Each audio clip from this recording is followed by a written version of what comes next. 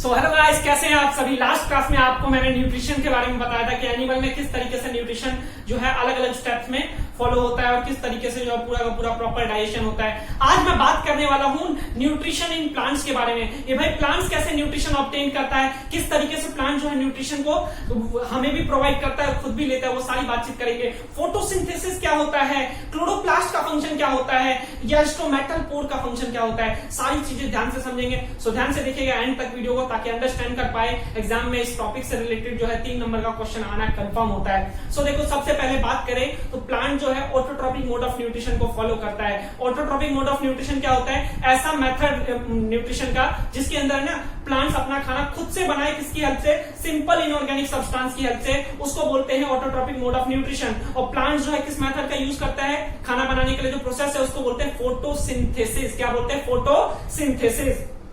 So plants photosynthesis के माध्यम से जो है अपना खाना बनाता है। अब ये फोटोसिंथेसिस क्या होता है, इसकी डेफिनेशन बड़ी सिंपल है। आप बचपन से पढ़ते हुए आए थे, बचपन वाली डेफिनेशन को थोड़ा सा एक्सपेंड कर देंगे। बचपन में क्या पढ़ते थे फोटोसिंथेसिस में, green plants make their own food with the help of water and carbon dioxide in the presence of sunlight and carbohydrate. Sunlight and chlorophyll is called photosynthesis. यही डेफिनेशन है, बस इसमें एक वर्ड और ऐड कर लेना, with the help of simple inorganic substance. So एक बार फिर से मैं रिपीट कर रहा हूं, फोटोसिंथेसिस क्या होगा, the process by which green plants makes their own food with the help of simple inorganic substance like water and carbon dioxide in the presence of sunlight and chlorophyll to produce the carbohydrates is called photosynthesis. So again I repeat कर रहा हूं कि भाई the process by which green plants makes their own food with the help of simple inorganic substance like water and carbon dioxide in the presence of sunlight and chlorophyll to produce the carbohydrates is called photosynthesis.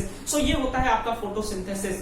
So देखो ये किस तरीके से proceed होता है। आपको मैंने बताया कि भाई फोटोसिंथेसिस में क्या क्या चाहिए, simple inorganic substance. Simple inorganic substance पे मैं बार बार जोर दे रहा हूं क्योंकि मैं चाहता हूं आपके दिमाग में बैठ जाए ये बात जो है आपके दिमाग में बैठ जाए, ताकि आप पेपर में बिठा दो, और जब पेपर में बिठाओगे तो एग्जामिनर नंबर बिठाएगा। सो दैट्स व्हाई मेरा मोटिव है कि आप ध्यान से सुनिए। सो आपका देखो कार्बन डाइऑक्साइड, इसके अलावा वाटर, कार्बन डाइऑक्साइड और वाटर, इन दोनों को हम क्या करेंगे कि भाई सनलाइट और क्लोरोफिल की प्रेजेंस में रखेंगे। सनलाइट और क्लोरोफिल की प्रेजेंस में रखेंगे तो सनलाइट और क्लोरोफिल की प्रेजेंस में क्या हो जाएगा, ये जो है आपका किस में कन्वर्ट जाएगा, कार्बोहाइड्रेट में। सो आपका कार्बोहाइड्रेट्स में कन्वर्ट हो जाएगा। कार्बोहाइड्रेट्स, अब ये क्या होता है, कार्बोहाइड्रेट्स को, सिर्फ ग्लूकोज को कार्बोहाइड्रेट्स बोला जाता है, स्टार्च को ही कार्बोहाइड्रेट्स बोला जाता है। सो स्टार्च बोल लो, कार्बोहाइड्रेट्स बोल लो, ग्लूकोज बोल लो, बात एक ही है। सो आपका यहां बनता है C6H12O6 प्लस में H2O प्लस में ऑक्सीजन, ये प्रोवाइड करता है। और ये जो प्लांट्स का जो ऑक्सीजन का प्रोडक्शन है ना, वो फोटोसिंथेसिस प्रोसेस की वजह से ही होता है। सो हम बोलते हैं प्लांट्स जो है ना हमारे लिए ऑक्सीजन प्रोड्यूस करते हैं। भाई प्लांट्स है ना हमारे लिए ऑक्सीजन नहीं प्रोड्यूस कर रहा, प्लांट्स अपने लिए खाना बना रहा है, तो साथ में है ना ऑक्सीजन उसका वेस्ट प्रोडक्ट है। जैसे हमारा कार्बन डाइऑक्साइड हमारा वेस्ट प्रोडक्ट होता है ना, सिमिलरली प्लांट्स के लिए ऑक्सीजन वेस्ट प्रोडक्ट है, वो अपना वेस्ट प्रोडक्ट हमें दे देता है, तो हम खा लेते हैं, हम यूज कर लेते हैं, हमारे लिए यूजफुल है।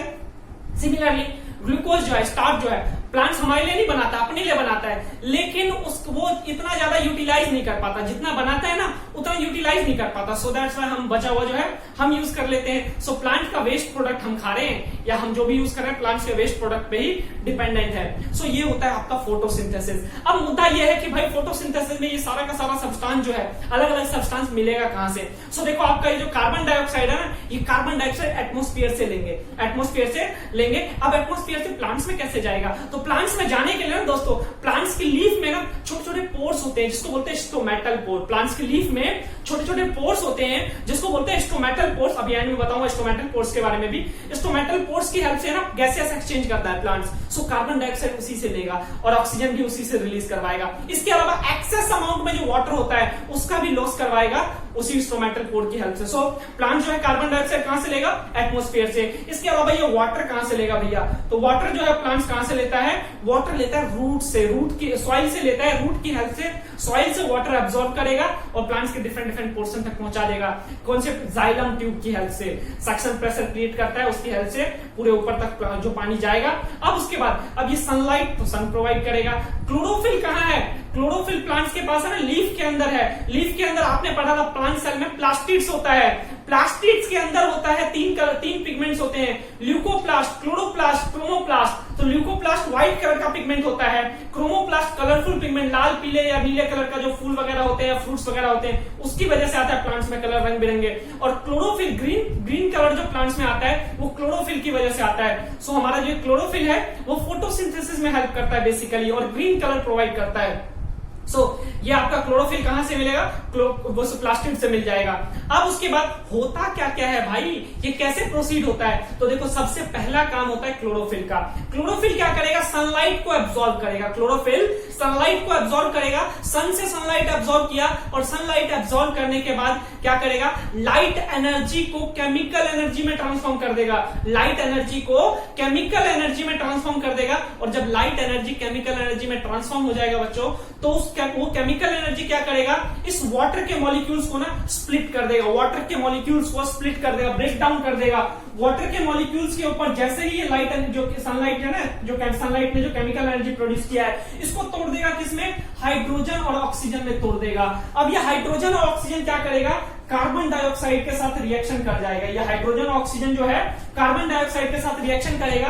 अब इसमें ना रिडक्शन प्रोसेस होगा, कार्बन डाइऑक्साइड के साथ रिडक्शन प्रोसेस होगा। रिडक्शन प्रोसेस आप जानते हैं जिसके अंदर हाइड्रोजन ऐड हो या ऑक्सीजन रिमूव हो। सो ये हाइड्रोजन ना कार्बन डाइऑक्साइड के साथ रिएक्शन करेगा और रिएक्शन करने के बाद है ना क्या बना लेगा, हमारा C6H12O6 C6H12O6 बना लेगा, साथ में वाटर प्रोड्यूस कर देगा और साथ में ऑक्सीजन प्रोड्यूस कर देगा। सो आपका जो है कौन कौन से प्रोसेस हुए, सबसे पहले क्लोरोफिल ने सनलाइट को एब्जॉर्ब किया, सनलाइट से लाइट एनर्जी से केमिकल एनर्जी में ट्रांसफॉर्म हुआ। वो केमिकल एनर्जी ने क्या किया, वाटर के मॉलिक्यूल्स को स्प्लिट कर दिया। वाटर के मॉलिक्यूल्स स्प्लिट होने के बाद कार्बन डाइऑक्साइड के साथ रिडक्शन रिएक्शन हुआ और रिडक्शन रिएक्शन के बाद जो है हमारा कंपाउंड क्या बन गया, ग्लूकोज, जो हमें चाहिए था। इसके अलावा ऑक्सीजन और वाटर तो प्रोड्यूस होगा ही होगा। ये पूरा का पूरा प्रोसेस जो है फोटोसिंथेसिस का होता है और प्लांट्स के अंदर होता है। और ये सारे के सारे प्रोसेसेस कहां पे होंगे, प्लांट्स के अंदर, लीव्स में होंगे। लीव्स में भी कहां, प्लास्टिड्स के अंदर, क्लोरोफिल में। सो आपसे अगर पूछा जाए ना किचन ऑफ द सेल कहां है, प्लांट्स में खाना कहां बनता है भाई, तो आप क्या बोलोगे भाई, क्लोरोप्लास्ट में बनेगा। प्लास्टिड्स में क्लोरोप्लास्ट है, वहां पर बनता है। सो ये होता है फोटोसिंथेसिस। अब उसके बाद है ना भाई कि भाई आपका उसका स्टोमेटल पोर का फंक्शन, स्टोमेटल पोर का फंक्शन पूछा जाता है, आपसे पूछा जाता है स्टोमेटा क्या है और उसका फंक्शन बताइए। सो स्टोमेटा क्या है, स्टोमेटा लीफ के अंदर ना छोटे छोटे पोर्स होते हैं। मैं ड्रॉ करके दिखाता हूं। अब मान लो आपका ये लीफ है, अब इस लीफ के अंदर ना छोटे छोटे बहुत छोटे छोटे पोर्स होते हैं। कहां पे ये पोर्स देखने को मिलते हैं, जनरली ये जो है ना वेन्स, जाइलम फ्लोएम का जो वेन्स होता है ना, इसके ऊपर होता है खास करके। सो इसके ऊपर ना छोटे छोटे पोर्स होते हैं। ये छोटे छोटे पोर्स की हेल्प से ना प्लांट्स के अंदर ना कभी एक्स्ट्रा वाटर आ जाता है, ये एक्स्ट्रा वाटर जो जमीन से खींचा पानी, वो एक्स्ट्रा है एक्सेस वाटर को लॉस करवाने में हेल्प करता है। मतलब कि पहला काम ट्रांसपीरेशन की हेल्प से एक्सेस लॉस ऑफ वाटर करवाएगा। Second task exchange of gases, carbon dioxide लेगा, ऑक्सीजन देगा, इसी से करवाएगा। तो आपसे बोला जाता है कि भाई ओपन स्टोमेटल पोर का डायग्राम और क्लोज स्टोमेटल पोर का डायग्राम बनाओ। सो स्टोमेटा जो है ना आपको कुछ इस तरीके का स्ट्रक्चर होता है, मैं ड्रॉ कर रहा हूं। ये आपका बीन शेप का होता है, किडनी शेप का होता है। दो किडनी को है ना आपस में मिला दो, दोनों किडनी को आपस में मिला दो तो आपका स्टोमेटल पोर बन जाएगा। ये जो है ना आपका स्टोमेटल पोर है।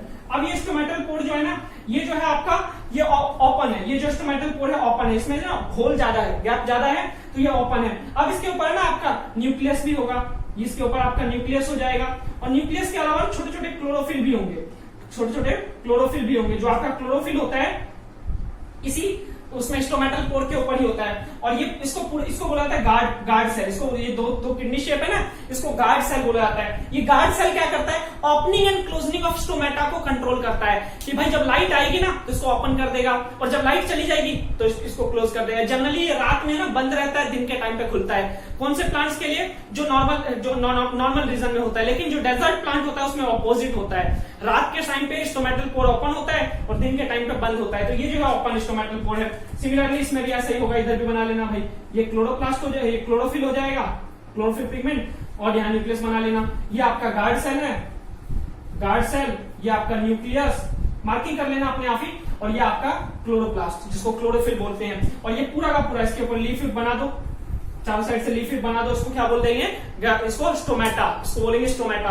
और ये स्टोमेटल पोर, ये भी मार्क कर लेना, इसको बोलेंगे स्टोमेटल पोर। तो ये पूरा का पूरा फंक्शन होता है स्टोमेटा का। ये क्लोज है, अब ओपन है, सॉरी ओपन है। क्लोज वाला कैसे बनेगा भाई, क्लोज वाले में कुछ नहीं करना सर जी, इसको ना थोड़ा सा बीन शेप होता है ना, इसको थोड़ा सा ना, वो पहले ज्यादा खुला हुआ था, इसको गैप कम कर दो, इसके बीच में गैप कम कर दो, बाकी सारी चीजें वही सारे का सारा उतार देना, ये सारा का सारा न्यूक्लियस वगैरह सब कुछ ये चारों साइड से, तो ये क्या हो जाएगा, क्लोज हो जाएगा। बाकी जो है डायग्राम, ये जो है प्रीपेयर डायग्राम में भी देख लो, ये जो है ओपन है, नीचे वाला क्लोज है। सो इस तरीके से जो आप बना सकते हैं। ये पूरा का पूरा प्रोसेस था न्यूट्रिशन इन प्लांट्स में। प्लांट्स किस तरीके से न्यूट्रिशन प्रोड्यूस करता है, किस तरीके से कंज्यूम करता है, फोटोसिंथेसिस कैसे होता है, ये सारी बातचीत बताने की कोशिश किया। तो आज के लिए इतना ही रखूंगा। नेक्स्ट लेक्चर में अमीबा में न्यूट्रिशन लेकर आऊंगा, देन उसके बाद एनिमल्स में लेकर आऊंगा। सो आज के लिए इतना ही रखता हूं, फिर मिलता हूं अगली सभा में। तब तक के लिए दुआओं में याद रखिएगा। Good bye, take care.